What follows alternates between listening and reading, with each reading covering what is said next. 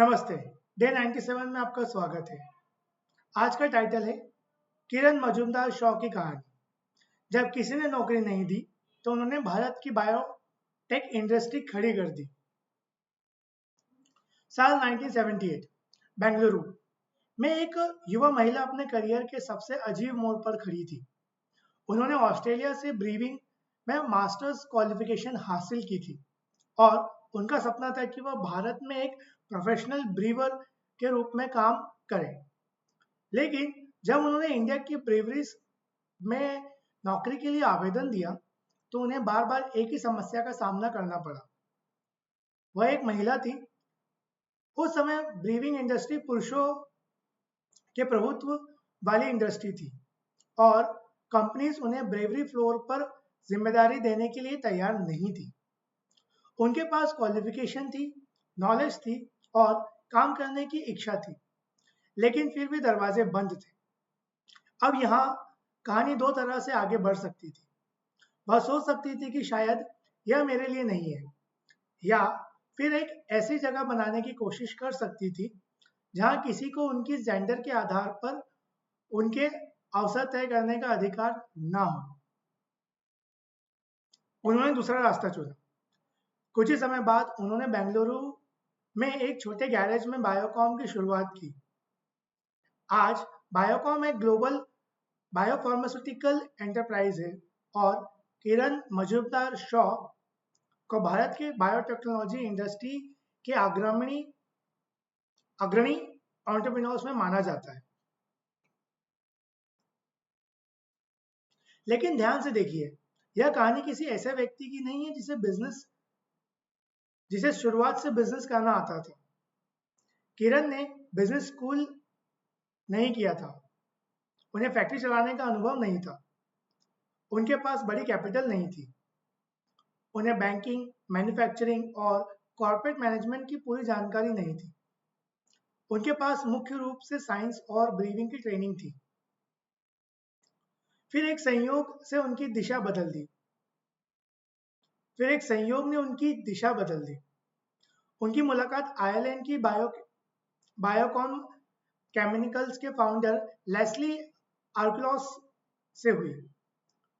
उन्हें इंडिया में industrial enzymes का बिजनेस शुरू करने के लिए एक पार्टनर चाहिए था। किरण ने इस अवसर को स्वीकार किया और कुछ समय आयरलैंड में रहकर एंजाइम टेक्नोलॉजी और उनके इंडस्ट्रियल एप्लीकेशंस को समझा। फिर 1978 में उन्होंने इंडिया लौटकर बायोकॉम इंडिया की शुरुआत की। यह कंपनी 29 नवंबर 1978 को स्थापित हुई और शुरुआती ऑपरेशंस बेंगलुरु के एक छोटे रेंटेड शेड में केवल 3 कर्मचारियों के साथ शुरू हुए। कंपनी ने पैपिन जैसे प्लांट एंजाइम्स और आइसिंग्लास जैसे प्रोडक्ट्स बनाना और एक्सपोर्ट करना शुरू किया। अब जरा उस शुरुआती माहौल की कल्पना कीजिए। आज किसी स्टार्टअप फाउंडर के पास laptop, cloud software, digital marketing, LinkedIn, YouTube, AI tools और ऑनलाइन बैंकिंग जैसे अनगिनत रिसोर्सेज होते हैं। लेकिन 1978 में एक बायोटेक्नोलॉजी बिजनेस शुरू करना बिल्कुल अलग दुनिया थी। ना इंटरनेट था, ना ऑनलाइन रिसर्च, ना आसानी से उपलब्ध स्टार्टअप फंडिंग। किरण को कस्टमर्स ढूंढने थे, एम्प्लॉयज रखने थे, मैन्युफैक्चरिंग समझनी थी और सबसे बड़ी बात, लोगों को यह विश्वास दिलाना था कि एक युवा महिला वास्तव में एक टेक्नोलॉजी बिजनेस चला सकती है। बैंक्स भी आसानी से उन्हें लोन देने के लिए तैयार नहीं थे। हार्वर्ड बिजनेस स्कूल के ओरल हिस्ट्री इंटरव्यू में किरण ने बताया कि उन्हें कैपिटल तक पहुंचने और अपनी क्रेडिबिलिटी स्थापित करने जैसी समस्याओं का सामना करना पड़ा। यानी समस्या केवल पैसा नहीं थी, समस्या यह थी कि दुनिया उन्हें गंभीरता से लेने के लिए तैयार नहीं थी। और यही किरण की कहानी एक अलग दिशा लेती है। उन्होंने उन लोगों को गलत साबित करने के लिए अपना पूरा जीवन नहीं लगाया जो उन पर विश्वास नहीं करते थे। उन्होंने अपना समय, प्रोडक्ट और टेक्नोलॉजी को मजबूत करने के लिए लगाया। शुरुआती बायोकॉम का काम बहुत ग्लैमरस नहीं था। कंपनी इंडस्ट्रियल एंजाइम्स बना रही थी, ऐसे प्रोडक्ट्स जिनका उपयोग फूड, टेक्सटाइल्स और ब्रीविंग जैसे इंडस्ट्रीज में होता था। उदाहरण के लिए पेपॉन पपाया से प्राप्त एक एंजाइम है जिसका उपयोग ब्रीविंग और दूसरे इंडस्ट्रियल एप्लीकेशंस में किया जाता है। बाहर से देखने पर यह किसी कंज्यूमर ब्रांड की तरह आकर्षक बिजनेस नहीं था, लेकिन किरण को पता था कि बायोटेक्नोलॉजी का असली पोटेंशियल इससे कहीं बड़ा है। उन्होंने धीरे धीरे रिसर्च और इनोवेशन की दिशा में कंपनी को आगे बढ़ाना शुरू किया। 1979 में बायोकॉम ने पेपॉन को यूनाइटेड स्टेट्स और यूरोप में एक्सपोर्ट किया और यह कंपनी ने एंजाइम्स के इंटरनेशनल एक्सपोर्ट्स की दिशा में एक महत्वपूर्ण कदम एक्सपोर्ट्स की दिशा में एक महत्वपूर्ण कदम था। फिर आया वह डिसीजन जिसने बायोकॉम की पूरी दिशा बदल दी। किरण समझ चुकी थी कि इंडस्ट्रियल एंजाइम्स एक अच्छा बिजनेस हो सकता है, लेकिन बायोटेक्नोलॉजी का सबसे बड़ा प्रभाव ह्यूमन हेल्थ में हो सकता है। उन्होंने कंपनी को धीरे धीरे इंडस्ट्रियल एंजाइम्स मैन्युफैक्चरर से एक research driven bio pharmaceutical enterprise की दिशा में ले जाना शुरू किया। यह आसान फैसला नहीं था, क्योंकि हेल्थ केयर और ड्रग डेवलपमेंट में रिसर्च, कैपिटल, साइंटिफिक टैलेंट और रेगुलेटरी नॉलेज की जरूरत होती है। लेकिन किरण ने शॉर्ट टर्म कंफर्ट की बजाय लॉन्ग टर्म अपॉर्चुनिटी को चुना। यही वह वजह है जहां एंटरप्रेन्योरशिप और सिर्फ बिजनेस चलाने के बीच का अंतर दिखाई देता है। बिजनेस चलाने वाला व्यक्ति पूछ सकता है आज कितना प्रॉफिट हो रहा है। एंटरप्रेन्योर पूछता है अगले 10 साल में सबसे बड़ी अपॉर्चुनिटी कहाँ होगी। किरण ने दूसरा सवाल चुना। धीरे धीरे बायोकॉम की रिसर्च कैपेबिलिटी बढ़ी। कंपनी ने फर्मेंटेशन टेक्नोलॉजी और बायोटेक्नोलॉजी रिसर्च में निवेश किया। 1980 के दशक में उसने अपने रिसर्च प्रोग्राम को स्केल करना शुरू किया और बाद में हेल्थ केयर और बायोफार्मास्यूटिकल में प्रवेश की दिशा मजबूत हुई। यह परिवर्तन एक दिन में नहीं हुआ, यह वर्षों की साइंटिफिक लर्निंग, रिसर्च इंफ्रास्ट्रक्चर और स्ट्रेटेजिक डिसीजन का परिणाम था।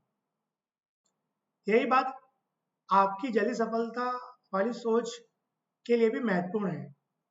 किरण की कहानी में शुरुआत बहुत तेज थी। 25 साल की उम्र में उन्होंने कंपनी शुरू की और कुछ ही समय में इंटरनेशनल एक्सपोर्ट्स शुरू कर दिए। लेकिन बायोकॉम को एक ग्लोबल बायोफार्मास्यूटिकल एंटरप्राइज बनाने के लिए उन्हें लगातार कई वर्षों तक टेक्नोलॉजी और बिजनेस दोनों को विकसित करना पड़ा। इसलिए जल्दी सफलता का मतलब हमेशा कुछ महीनों में करोड़पति बन जाना नहीं होता है। इसका मतलब यह हो सकता है कि आप बहुत कम उम्र में सही दिशा पकड़ लें और अपनी ग्रोथ को बाकी लोगों से पहले शुरू कर दें।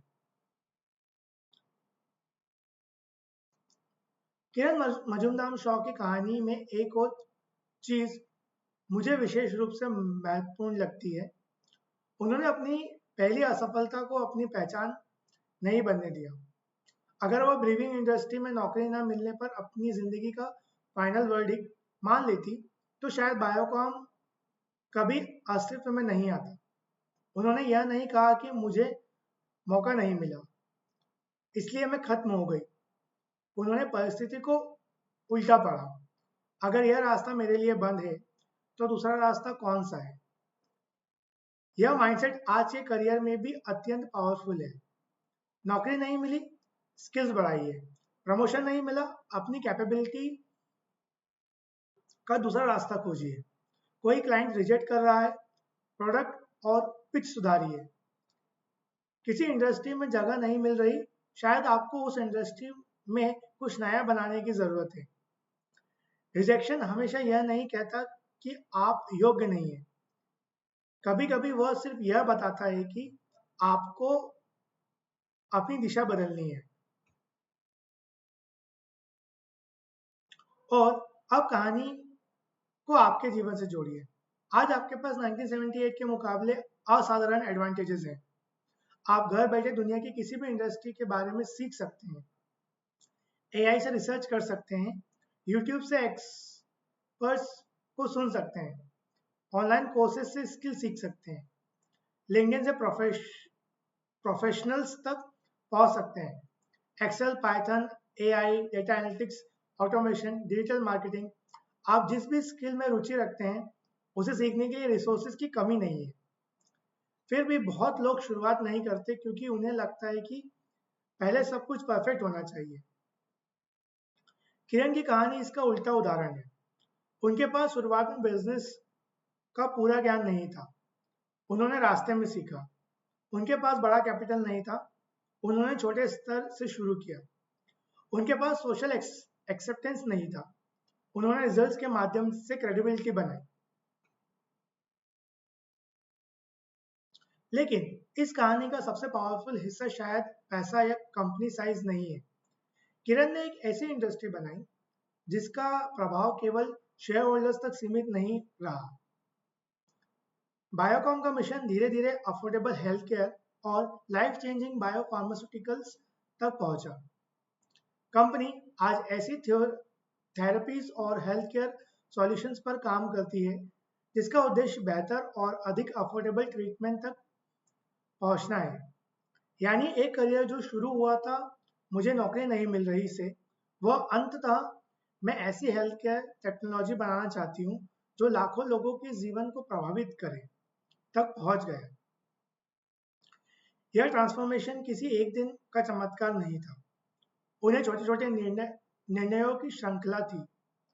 यह छोटे छोटे निर्णयों की श्रृंखला थी। यह छोटे छोटे निर्णयों की श्रृंखला थी। तो आज की कहानी से एक बात ध्यान से याद रखिए, किसी और का नो आपके जीवन का नो नहीं होता। किसी एम्प्लॉयर ने आपको रिजेक्ट किया, किसी इन्वेस्टर ने आपको रिजेक्ट किया, किसी कस्टमर ने आपका प्रोडक्ट नहीं खरीदा, या किसी ने कहा कि आपका आइडिया काम नहीं करेगा। इसमें से कोई भी आपकी अंतिम सीमा तय नहीं करता। अंतिम सीमा तब बनता है जब आप खुद कोशिश करना बंद कर देते। किरण के सामने दरवाजे बंद हुए, लेकिन उन्होंने एक नया दरवाजा बनाया और उस दरवाजे के पीछे सिर्फ उनकी अपनी सफलता नहीं थी, एक पूरी इंडियन बायोटेक्नोलॉजी इंडस्ट्री के लिए रास्ता खुला। अगर आप जल्दी आगे बढ़ना चाहते हैं तो आज से एक आदत शुरू कीजिए। रिजेक्शन को इंफॉर्मेशन की तरह देखिए, इंसल्ट की तरह नहीं। जब कोई आपको नो कहे तो पूछिए क्यों। जब कोई आपका प्रोडक्ट रिजेक्ट करे तो पूछिए क्या सुधार सकता हूँ। जब कोई स्किल कठिन लगे तो पूछिए इसे सीखने के लिए मुझे अगले 30 दिनों में क्या करना होगा। यही क्वेश्चन आपकी ग्रोथ को तेज करेगा, क्योंकि दुनिया में सबसे खतरनाक व्यक्ति वह नहीं है जिसके पास सबसे ज्यादा पैसा है। वह व्यक्ति है जो लगातार सीखता है, जल्दी अडॉप्ट करता है और किसी भी बंद दरवाजे के सामने बैठने के बजाय नया रास्ता खोज लेता है।